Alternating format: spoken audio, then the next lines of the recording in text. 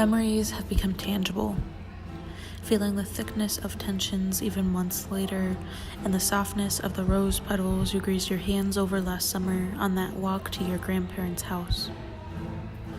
That night when you snuck out for the very first time, do you remember how alive you felt?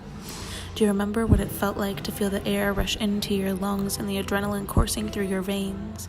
Do you remember thinking to yourself how cliche the moment was, but it didn't matter because it was one of the few things that made you feel like yourself because you were so happy your face hurt from laughing from the euphoria?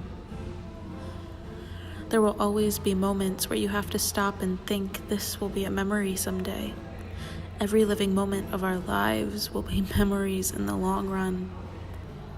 Becoming self-aware about living in the moments you coast through will end up helping you in the long run. Because when you look back on your glory days, you'll appreciate them even more, knowing that you intentionally lived. You did everything you could, lived every moment like it was your last, and no matter how cliche it sounded, doing this will benefit you. I've always wondered if when I die, I'll be able to look back and be proud of who I was.